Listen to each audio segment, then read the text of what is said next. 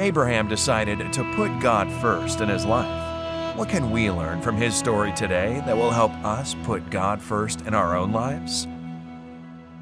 Coming from a wealthy tribe in Tanzania, Abraham was a successful and prosperous man. His tribe, the Maasai people, were known for their cattle. There's nothing more precious to the Maasai than their cattle. When a bull dies in their tribe, it's common to mourn for this loss louder and longer than the loss of a family member. After all, a bull could be worth more than $1,000 US. Now, one day, Abraham heard teachings about Jesus while listening to Adventist World Radio. As he learned more, he decided to put God first in his life. All seemed fine at this point, but then he learned about the tithe. For him, this meant that he would have to give 100 cows to the Lord.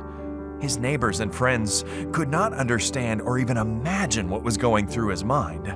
They thought Abraham had gone mad.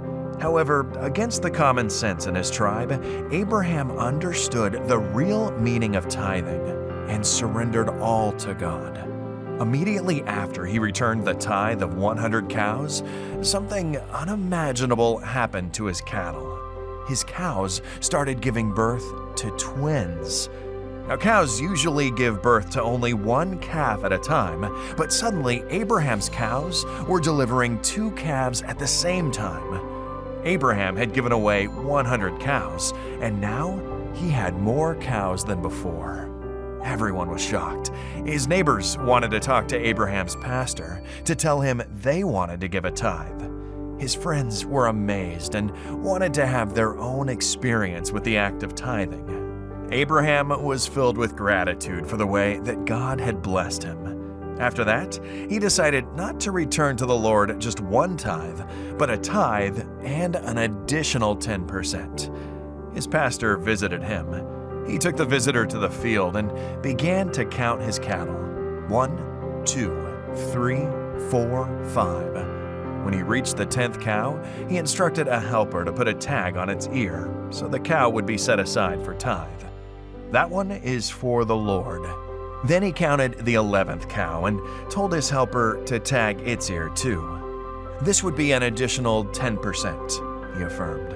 And then he started counting from 1 again. God requires the tithe and offerings from those who accept Him as Lord and Savior. Each has a different purpose and should be applied differently.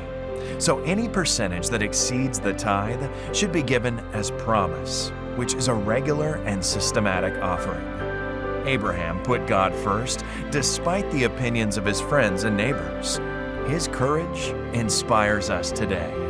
Jesus gave up everything to redeem us, and His love compels us to put His kingdom first in our own lives. As we return the tithe and our promise offering, we are challenged to put God first.